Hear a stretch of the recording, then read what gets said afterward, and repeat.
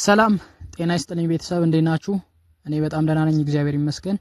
በዛሬው ዕለት እንግዲህ በሌላ የዝውውር ዜናዎች ተመልሰን ተገናኝተናል ማለት ነው እና ትላንትና ምሽት ላይና ዛሬ እስካሁን ሰዓት ድረስ እየተሰሙ ያሉ ዜናዎችን ይዤ ወደ እናንተ ቀርብ ያለው ማለት ነው። እነሱን በዝርዝር የምንመለከት ይሆናል እና በመጀመሪያ ዜናችን እንጀምር ማለት ነው። እንግዲህ ትላንትና አመሻሽ ላይ የተሰማ አንድ አሳዛኝ ዜና ለአውሮፓ እግር ኳስ ተሰምቷል ብለን መናገር እንችላለን። በአውሮፓ ውስጥ ካሉ በዚህ ሰዓት ላይ ምርጥ አሰልጣኞች መካከል አንደኛው ሲሞኔ ኢንዛጊ እንደሆነ እንግዲህ ምንም ጥርጥር የለውም። በእርግጥ ባለፈው ሲሸነፍ በፒኤስጂ 5-0 ሲሸነፍ ማለት ነው በአሊያንዝ አሬና በጀርመን በቻምፒዮንስ ሊግ 5-0 ሲሸነፍ ይህ አሰልጣኝ እንግዲህ መተሸቱ ግልጽ ነው። ግን እውነቱን ለመናገር ደግሞ በአውሮፓ ያለው ምናልባት በአውሮፓ ውስጥ ካሉ ምርጥ አሰልጣኞች መካከል አንደኛው ነው።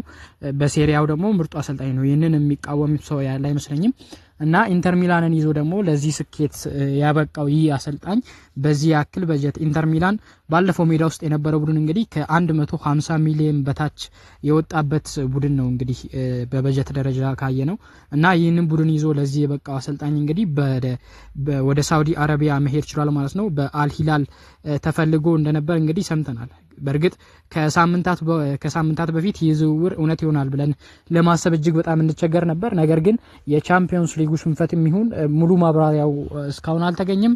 ግን ሲሞኔ ኢንዛጊ ወደ አል ሂላል ለመሄድ እሺ ማለቱ ተሰምቷል እና በአመት እስከ 26 ሚሊዮን ዩሮ የሚያስገኝለትን የተጣራ ደሞዝ በመቀበል እስከ ሰኔ 2027 የሚያቆየውን ዝውውር ፈርሟል እየተባለ ነው እንግዲህ ማለት ነው። ወደ አልሂላል መሄዱም ተሰምቷል ማለት ነው። ይህ ዜና የተሰማው ትላንት አመሻሽ ላይ ነው ማለት ነው እና ሲሞኔ ኢንዛጊ ከዚህ በኋላ በአውሮፓ እግር ኳስ አንመለከተውም፣ በሳውዲ አረቢያ ነው የምንመለከተው ማለት ነው።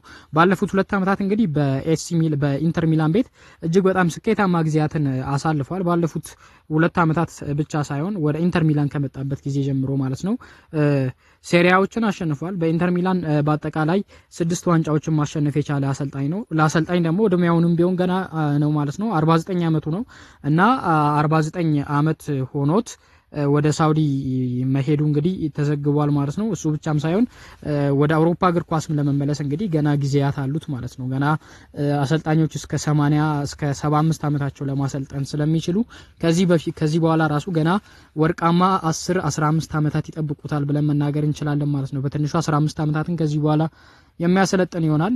ነገር ግን በኢንተር ሚላን እንግዲህ የሰራውን ድንቅ ስራ በሙሉ ትቶ ሲሞኔ ኢንዛጊ ወደ ሳውዲ አረቢያ መሄዱ ተዘግቧል ማለት ነው። ሌላኛው በትላንትናው ዕለት የዘገብኳቸው የዝውውር ዜናዎች ነበሩ። ብሬንትፎርድ ኳሚን ኬለኸርን ማስፈረሙን ይፋ አድርጓል። ማርክ ፊሊከን እንግዲህ የብሬንትፎርዱ ዋና ግብ ጠባቂ ማለት ነው ወደ ባየር ሊቨርኩሰን መሄዱ ኦፊሻል ሆኗል። እስከ ሰኔ 2028 የሚያቆየውን ውል ተፈራርሟል ማለት ነው ማርክ ፊሊከን እና የሱን ቦታ ደግሞ የሚተካው ግብ ጠባቂ ኳሚን ኬለኸር ከሊቨርፑል ነው ማለት ነው። በዚሁ ከግብ ጠባቂዎች ሳንወጣ ዘገባዎች እንደሚያሳዩት ከሆነ ጆአን ጋርሺያ ወደ ባርሴሎና እንደሚሄድ እየተዘገበ ይገኛል። የ5 አመት ውልም ለባርሴሎና እንደሚፈርም ተዘግቧል ማለት ነው። እንግዲህ እንደሚታወቀው በዘንድሮ የውድድር ዘመን ቮቼ ቼዝኒ የአንድሬ ተር ስቴገንን መጎዳት ተከትሎ ጓንቱን ከሰቀለበት አውርዶ በጣም ድንቅ ጊዜን በባርሴሎና ማሳለፉ ይታወቃል እና ቮቼ ቼዝኒ በዘንድሮ የውድድር ዘመን በባርሴሎና ያሳለፈውን ድንቅ ጊዜ ባርሴሎናዎች ከግምት ውስጥ በማስገባት ከባርሴሎና ሊለቅ የሚችለው ተጫዋች ተብሎ እየተገመተ የሚገኘው አንድሬ ተር ስቴገን ነው። አንድሬ ተር ስቴገን ወደ አል ሂላል ወደ ሳውዲ አረቢያ ሊሄድ የሚችልበት ሁኔታ ከፊቱ እንዳለ እየተዘገበ ይገኛል ማለት ነው እና ባርሴሎናም ይህንን ባለውለታቸውን ይህንን ግብ ጠባቂያቸውን ለመሸጥ ፈቃደኛ እንደሆኑ እየተዘገበ ይገኛል ማለት ነው። ግን ብዙም የተጣራ ዝውውር አይደለም። ይዝውውር ግን በሀሳብ ደረጃ ጆአን ጋርሺያን ካስፈረሙት ሼዝኒን በድጋሚ መሸኘት ይከብዳል። ደግሞ ሼዝኒን አዲስ ኮንትራት አስፈርሞታል ማለት ነው ባርሴሎናዎች። ሌላኛው ከግብ ጠባቂዎች ሳንወጣ ቼልሲ በድጋሚ የኤስ ሚላኑን ግብ ጠባቂ እንደሚፈልግ ተዘግቧል ማለት ነው። ማይክ ሜኞን እንደሚፈልጉት እንግዲህ እየተዘገበ ይገኛል። ቼልሲ እንግዲህ እንደሚታወቀው የግብ ጠባቂዎች ችግር አለበት። ቲቦቲ ኮርቱዋን ወደ ሪያል ማድሪድ ከሸጠበት ጊዜ ጀምሮ ማለት ነው ብዙ ግብ ጠባቂዎችን እነ ኬፓን እነ ሜንዲን ሞክሯል። ከዛ በኋላም አሁን ያሉት እነ ሮበርት ሳንቼዝ በነ ስትራስቡርግ ያሉት ግብ ጠባቂዎች ብዙ ግብ ጠባቂዎች አሉት። በዚህ ሰዓት ብቻ ወደ 5-6 ግብ ጠባቂዎች ያሉት ቡድን ነው ቼልሲ። ግን አንዳቸውም አልተሳካላቸውም። ከቪላሪያልም ግብ ጠባቂ ማስፈረማቸው የምናስታውሰው ነው። ግን እያንዳንዱ ግብ ጠባቂ በቼልሲ ቤት የተሳካለት አይደለም። ለዚህም ድንቁን ግብ ጠባቂ ሜኛን ሊያስፈርሙት መሆኑ እየተዘገበ ይገኛል ማለት ነው እና ማይክ ሜኛ ከኤስ ሚላን ወደ ቼልሲ የሚሄድበት ሁኔታ ከፊታችን እንደሚገኝ እየተዘገበ ይገኛል። ይህንን ዘገባም የዘገበው ታማኙ የስፖርት ጋዜጠኛ ፋብሪዚዮ ሮማኖ ነው ማለት ነው። በዚሁ ከቼልሲ ሳንወጣ ቼልሲ ጃደን ሳንቾን ወደ ማንቸስተር ዩናይትድ እንደመለሰ እየተዘገበ ይገኛል ማለት ነው። ቼልሲ ለማንቸስተር ዩናይትድ 5 ሚሊዮን ፓውንድ ይከፍላል። ቼልሲ ይህንን ድንቅ እንግሊዛዊ ተጫዋች ለማስፈረም 25 ሚሊዮን ፓውንድ መጀመሪያ ከስምምነት ውስጥ ማስገባቱ ይታወሳል ማለት ነው። በቼልሲ የሚሳካለት ከሆነ ግን ቼልሲንን ተጫዋች የማይፈልገው ከሆነ ደግሞ 5 ሚሊዮን ፓውንድ የውሰት ውል እንደሚከፍል ተዘግቦ ነበር ማለት ነው። እናም ጃደን ሳንቾ አሁንም እየተንከራተተ ይገኛል። ይህ ተጫዋች እንግዲህ በቦሩሲያ ዶርትሙንድ ድንቅ ጊዜያትን እንዳሳለፈ እናውቃለን። ከዛ አምናም ወደ ዶርትሙንድ ከተመለሰ በኋላ ዶርትሙንድን ለቻምፒዮንስ ሊግ ፍጻሜ ማብቃቱን የምናስታውሰው ነው እና ይህ እንግሊዛዊ ድንቅ ተጫዋች እየተንከራተተ ይገኛል ማለት ነው። ማንቸስተር ዩናይትድም እሱን ለመሸጥ እየተደራደረ እንደሆነ እየተዘገበ ይገኛል ማለት ነው። ሌላኛው ኒኮ ዊሊያምስ በአርሰናል እና በሌሎች ትልልቅ ክለቦች የሚፈለገው ኒኮ ዊሊያምስ በአትሌቲክ ቢልባኦ ቤት ኮንትራቱን ሊያራዝም እንደሆነ ቤን ጃኮብስ ዘግቧል ማለት ነው። ቼልሲ አርሰናልን ጨምሮ ሌሎች ክለቦች ይህንን ድንቅ ተጫዋች ይፈልጉታል። ወደ 48 ሚሊዮን ፓውንድ የውል ማፍረሻ ያለው ተጫዋች ነው እና አሁን በአትሌቲክ ቢልባኦ ማለት ነው በአመት እጅግ በጣም ድንቅ ክፍያ የሚያስገኝለትን ኮንትራት ሊፈራረም መሆኑ እየተዘገበ ይገኛል እና ይህ ድንቅ ተጫዋች በአትሌቲክ ቢልባኦ ቀጣይ አመት አሁንም ሊቆይ እንደሚችል እየተዘገበ ይገኛል ማለት ነው። ከዛ ውጪ የኢንተር ሚላን ቀጣዮቹ አሰልጣኞች እነማን ይሆናሉ ተብሎ እየተጠቀሰ ይገኛል ማለት ነው። ሴስክ ፋብሪጋስ ቀዳሚውን ስፍራ ይይዛል። ሴስክ ፋብሪጋስ እንግዲህ የሲሞኔ ኢንዛጊን ቦታ ይተካል ተብሎ እየታሰበ ይገኛል። በዘንድሮ የውድድር ዘመን ከኮሞ ጋር ድንቅ ጊዜን ማሳለፉ ይታወቃል ማለት ነው። ሴስክ ፋብሪጋስ ኮሞ የመጀመሪያ የሴሪያ የውድድር ዘመኑ ነው በዘንድሮ የውድድር ዘመን እያሳለፈ የሚገኘው እና ሴስክ ፋብሪጋስ ከኮሞ ሊለቅ ይችላል የሚለው ነገር እንግዲህ እየተጠበቀ ይገኛል። ኢንተር ሚላን ደግሞ ትልቅ ክለብ እንደመሆኑ ወደ ኢንተር ሚላን ሊሄድ የሚችልበት አጋጣሚ ከፊታችን ተቀምጧል ማለት ነው።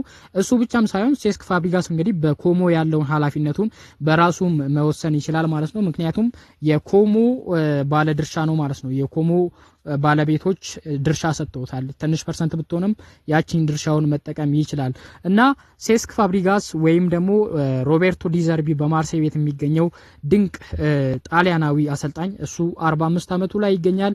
እንዲሁ ሴስክ ፋብሪጋስ ደግሞ ገና 38 አመቱ ላይ ነው የሚገኘው። ክሪስቲያን ኬቩና ፓትሪክ ቪዬራ ደግሞ ሌሎች የኢንተር ሚላን እጩነት ውስጥ የገቡ ተጫዋቾች ናቸው፣ አሰልጣኞች ናቸው ማለት ነው። ሌላኛው ከዚሁ አሰልጣኞች ቅጥር ሳንወጣ የጁቬንቱሱ የድሮ አሰልጣኝ ማሴሚሊያኖ አሌግሪ ወደ ኤስ ሚላን እንደሄዱ እየተዘገበ ይገኛል ማለት ነው እና አሌግሪ በኤስ ሚላን ቤት እስከ ሰኔ 2027 ድረስ የሚያቆያቸውን ኮንትራትም እንደተፈራረሙ እየተነገረ ይገኛል። ከዛም ውጪ አርሰናል አሁንም ከአርቢ ላይፕዚግ ጋር ስለ ቤንጃሚን ሼሽኮ እየተነጋገረ እንደሆነ ዘገባዎች እያሳዩ ይገኛሉ እና ማንቸስተር ዩናይትድ በተጨማሪ ይህንን ተጫዋች ለማስፈረም ፍላጎት አሳይተዋል። ነገር ግን ተጫዋቹ ከአርሰናል ጋር እጅግ በጣም ጥብቅ ግንኙነት እንዳደረገና ከሚኬል አርቴታ ጋርም ያለው ግንኙነት እጅግ በጣም ጥሩ እንደሆነ እየተዘገበ ይገኛል እና ይህንን የ22 አመት ስሎቬኒያዊ አጥቂ ለማስፈረም እጅግ በጣም እየጣሩ ይገኛሉ ማለት ነው እና ፒኤስጂ ደግሞ የበርንማውዝን የመሃል ተከላካይ ዛባርኒን ለማስፈረም እየጣረ መሆኑ ተዘግቧል ማለት ነው እና ዛባርኒ ወደ ፒኤስጂ ሊሄድ የሚችልበት ሁኔታ ከፊታችን ተቀምጧል ማለት ነው። ይህ ድንቅ ተጫዋች እንግዲህ በበርንማውዝ ቤት ድንቅ ጊዜን ከሂውሰን ጋር በመጣመር ድንቅ የመሃል ተከላካይነት ጥምረትን አሳይቶናል ማለት ነው እና ዛባርኒ ወደ ፒኤስጂ ሊሄድ እንደሚችል እየተዘገበ ይገኛል። ኒውካስትል ዩናይትድ የብራይተኑን አጥቂ ጆአዎ ፔድሮን ሊያስፈርሙት እንደሆነ እየተዘገበ ይገኛል። ምክንያቱም የኒውካስል ዩናይትዱ ካሉም ዊልሰን ከዚህ አመት በኋላ በኒውካስል ዩናይትድ ቤት እንደማይቆይ እየተዘገበ ይገኛል ማለት ነው እና ይህ ብራዚላዊ ድንቅ አጥቂ ለምን በሌሎች ክለቦች ራዳር ውስጥም እንዳልሆነ ግራ የሚያጋባ ነው። በጣም ድንቅ ታለንት የሆነ ተጫዋች ነው ማለት ነው። ትልልቅ ክለቦች ላይ ደግሞ እጅግ በጣም ግቦችን የሚያስቆጥር ተጫዋች ነው። በዘንድሮ የውድድር ዘመን ማንቸስተር ዩናይትድ፣ አርሰናል ላይ፣ ማንቸስተር ሲቲ ላይ እነዚህ ትልልቅ ክለቦች ላይ ግብ ያስቆጠረ ተጫዋች ነው ማለት ነው እና በራስ መተማመኑም እጅግ በጣም የላቀ ተጫዋች ነው እና ይህ ተጫዋች በአርሰናል እና በኒውካስል ዩናይትድ እንደሚፈለግ እየተዘገበ ይገኛል። ግን ኒውካስል ዩናይትድ ተጫዋቹን ለማስፈረም በብርቱ ሁኔታ እየሰሩ እንደሆነ እየተዘገበ ይገኛል። ቲያኒ ራይንደርስ ወደ ማንቸስተር ሲቲ የሚያደርገው ዝውውር ተጠናቋል። ሂር ዊ ጎ ብሎታል ፋብሪዚዮ ሮማኖ። ይህንን ዝውውር በማንቸስተር ሲቲ ቤት የ5 ዓመት ውል ይፈራረማል እስከ ሰኔ 2030 ድረስ የሚያቆየውን ውል ማለት ነው። ይህ ተጫዋች ገና 26 ዓመቱ ላይ ይገኛል። በዘንድሮ የውድድር ዘመን ኤስ ሚላን ጥሩ የውድድር ዘመንን ባያሳልፍም ግን በኤስ ሚላን ቤት ከክሪስቲያን ፑሊሲች ጋር ምናልባት የኤስ ሚላን ምርጡ ተጫዋች ብለን ልንጠቅሰው የሚገባ ተጫዋች ነው ማለት ነው ቲያኒ ራይንደርስ እና ወደ ማንቸስተር ሲቲ የሚያደርገው ዝውውር መጠናቀቁ ተዘግቧል። ማንቸስተር ሲቲ እንግዲህ ብዙ ዝውውሮችን ሊያጠናቀቅ ከጫፍ ደርሷል ማለት ነው። የክለብ የዓለም ዋንጫ ሳይጀመር አሁን አንድ ሳምንት እና ከዛ ትንሽ ያለፈ ጊዜ ብቻ ነው ያለው። ግን ከዛ በፊት ቲያኒ ራይንደርስን ዝውውር እንዲሁ የራያን አይት ኖሪንም ዝውውር ሊጨርሱት እንደሚፈልጉ እየተዘገበ ይገኛል ማለት ነው። ሁለቱንም ሊጨርሱ እንደተቃረቡም እየተዘገበ ይገኛል ማለት ነው እና ማንቸስተር ሲቲ ይህንን ኔዘርላንዳዊ ድንቅ የመሃል ሜዳ ተጫዋች አግኝቷል ማለት ነው። አጫዋቱን ስንመለከት በባርሴሎና ያደገ ነው የሚመስለው ማለት ነው። የስፔናዊያን አማካዮችን አይነት የቴክኒክ ልቀት ያለው ተጫዋች ነው እና ወደ ሌላ ትልቅ ክለብ ከኤስ ሚላን ወጥቶ ምክንያቱም ኤስ ሚላን እያሳለፈው ካለው ጊዜ አንጻር ወደ ሌላ ትልቅ ክለብ መሄዱ የማይቀር ነበር እና አሁን የሚሄድበት ክለብ ደግሞ ማንቸስተር ሲቲ መሆኑ ተረጋግጧል ማለት ነው።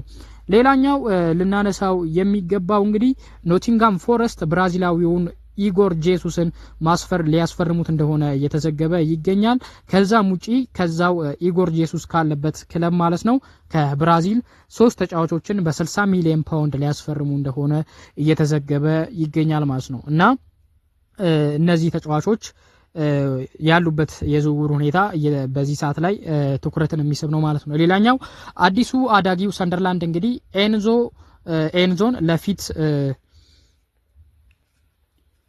ኤንዞን ለፊን በቋሚነት ከጣሊያን ክለቡ ሮማ ማስፈረማቸውን ይፋ አድርጓል ማለት ነው። ወደ 4 ዓመት የሚቆይ ቋሚ ኮንትራት በሰንደርላንድ ቤት እንደሚፈራረም ተዘግቧል ማለት ነው። ይህ ተጫዋች እና ኤንዞ ለፊን በቋሚነት ውል ሰንደርላንድን መቀላቀል ችሏል ማለት ነው። አሁንም ቢሆን አልናስር የሊቨርፑልን የክንፍ ተጫዋች ሉዊስ ዲያዝን ለማስፈረም ጠንክሮ እየሰሩ ይገኛሉ። ለሊቨርፑል እስከ 65 ሚሊዮን ዩሮ የሚደርስ ክፍያ ሊያቀርቡ እንደሆነ ተዘግቧል። ባርሴሎናም የዚህ ተጫዋች ሌላኛው ፈላጊዎች ናቸው። ትላንትናም ይህንን ዘገባ ይዤላችሁ መጥቼ ነበር። ግን አልናስር ይህ የአልናስር ፍላጎት ከጊዜ ወደ ጊዜ እየጠነከረ መምጣቱ እየተዘገበ ይገኛል ማለት ነው። ከዛ ውጪም ባርሴሎናም የዚህ ተጫዋች ፈላጊ ነው። ኢንተር ሚላን ደግሞ ማርከስ ራሽፎርድን ለማስፈረም የሚደረገውን ፉክክር መቀላቀላቸው እየተገለጸ ይገኛል ማለት ነው። ማንቸስተር ዩናይትድ ከተጫዋቹ ወደ 40 ሚሊዮን ዩሮ እንደሚፈልግ እየተዘገበ ይገኛል እና ኢንተር ሚላን የማርከስ ራሽፎርድ ሌላ ፈላጊ ሆኖ ብቅ ብሏል። ብሩኖ ፈርናንዴዝ በማንቸስተር ዩናይትድ ቤት እንደሚቆዩ ተዘግቧል። አልሂላል ያቀረበለትን የሚገርም የደሞዝ ውል እንዳልተቀበለ እየተነገረ ይገኛል። ማንቸስተር ዩናይትድም ከተጫዋቹ ዝውውር ከ80 እስከ 100 ሚሊዮን ዩሮ ሊያገኝ የሚችልበት አጋጣሚ አልፏል ማለት ነው እና ብሩኖ ፈርናንዴዝ በማንቸስተር ዩናይትድ ቤት እንደሚቆይ ይፋ አድርጓል ማለት ነው እና ትናንትና ብሩኖ ፈርናንዴዝ ስለ ወደፊት ህይወቱና አልሂላል ስላቀረበለት ኮንትራት ሲናገር እድል ነበር። ፕሬዚዳንቱ ደውለው ወደዚያ መሄድ እፈልግ እንደሆነ እየጠየቁኝም ነበር። ከአሰልጣኝ አሞሪም ጋር ተነጋገርኩኝ፣ እንዳልሄድ ጠየቀኝ። ማንቸስተር ዩናይትድ ሊሸጠኝ አልፈለገም። ገንዘቡም ያስፈልጋቸዋል። መልቀቅ ፈልጌ ከሆነ እነሱ እንዲለቁኝ ሊያደርግ ነበር፣ ግን እኔ አልለቀቁም ሲል ተናግሯልና በድጋሜ በዩናይትድ ቤት ቀጣይ ዓመት የምንመለከተው ይሆናል ማለት ነው። አልሂላል ይዞት ከመጣው የዝውውር ገንዘብ አንጻር ብሩኖ ፈርናንዴዝ ሊሄድ እንደሚችል አስበን ነበር። ነገር ግን ብሩኖ ፈርናንዴዝ አይሄድም ማለት ነው።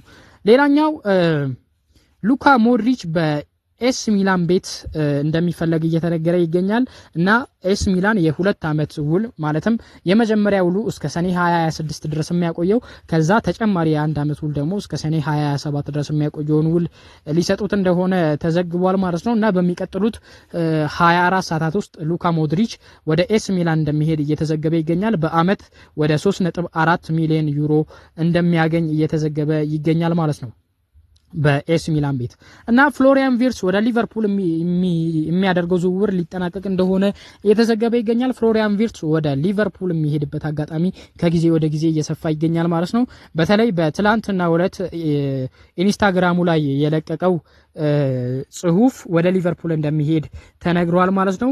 እሱም ያለው በኢንስታግራሙ ሰዎች 10 ቁጥርን ሊቨርፑል ቤት ሲሄድ እንደምረከብ ሊቨርፑል ብሎ እንኳን አልተናገርም።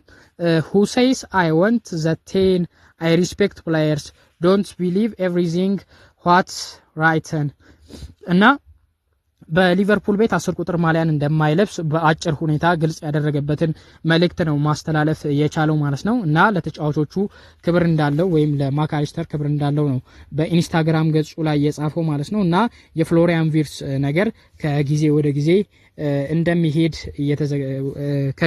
ወደ ሊቨርፑል እንደሚሄድ እየተዘገበ ይገኛል።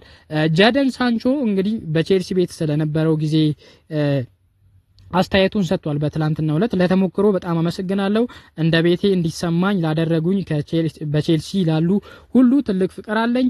የቡድን አጋሮች፣ ሰራተኞች እና ደጋፊዎች ለክለቡ መልካሙን ሁሉ እመኛለሁ ሲል አስተያየቱን ሰጥቷል ማለት ነው እና ጃደን ሳንቾን ወደ ማንቸስተር ዩናይትድ የመለሰው ቼልሲ ጄሚ ባይኖ ጊተንስን እስከ 35 ሚሊዮን ፓውንድ በሚደርስ ስምምነት ከቦሩሲያ ዶርትሙንድ ሊያስፈርሙት እንደሆነ እየተዘገበ ይገኛል ማለት ነው እና ከተጫዋቹ ጋርም ንግግር መጀመራቸው እየተዘገበ ይገኛል ማለት ነው እና ጃደን ሳንቾ አሁንም ሌላ ክለብ እየፈለገ ይገኛል። ሌላኛው ቪክተር ኦሲሜን ከጋላታሳራይ ሳራይ እና ከአልሂላል ጋር የዝውውር ጥያቄዎች እንደቀረቡለት እየተዘገበ ይገኛል። ይህ ናይጄሪያዊ ድንቅ አጥቂ እንግዲህ በጋላታሳራይ የ4 ዓመት ኮንትራት እንደቀረበለትና 15 ሚሊዮን ፓውንድ በአመት የሚያስገኝለት የደሞዝ ክፍያ እንደቀረበለት ነው የሚነገረው። አል አህሊ ደግሞ በአመት ከ60 እስከ 65 ሚሊዮን ዩሮ የሚጠጋ የደሞዝ ገንዘብ እንደሚያቀርቡለት አሳውቋል። ውሳኔው የተጫዋቹ መሆኑ እየተዘገበ ይገኛል ማለት ነው እና ምን ይሆናል የሚለው ነገር እንግዲህ የሚጠበቅ ይሆናል እና ስለ ሉካ ሞድሪችም ጠቅሻለሁ። አዲስ ህግ ወጥቷል። በነገራችን ላይ አትሌቲኮ ማድሪድ በቻምፒዮንስ ሊጉ ከሪያል ማድሪድ ሲጫወቱ ካስታውሳችሁ የጁሊያን አልቫሬዝ የተሻረችው ፔናልቲ ማለት ነው ከዚህ በኋላ ፔናልቲ ድጋሜ እንዲመታ ይደረጋል፣ ፔናልቲው አይሻርም በሚል አሳውቀዋል ማለት ነው እና እነዚህ ነገሮች ከተመለከተን አንፃር በቂ ነው። ጆቤ ቤሊንጋም የጁድ ቤሊንጋም ወንድም ከሰንደርላንድ ወደ ዶርትሙንድ ሊሄድ እንደሆነ እየተዘገበ ይገኛል ማለት ነው። ዶርትሙንድ በቀጣይ ቀናት ውስጥ ከሰንደርላንድ ጋር ያለውን ስምምነት እንደሚያጠናቅቁት ይጠበቃል ሲል ፋብሪዞ ሮማኖ አስታውቀዋል ማለት ነው እና እነዚህ ዝውውሮች ናቸው ለዛሬው ዕለት እጅግ በጣም በሰፊው የተሰሙ የሚገኙት ማለት ነው። ስላዳመጣችሁኝ በጣም አመሰግናለሁ። ላይክ፣ ሼር፣ ሰብስክራይብ በማድረግ አብራችሁን ቆዩ። ሰናይ ጊዜን ተመኘው።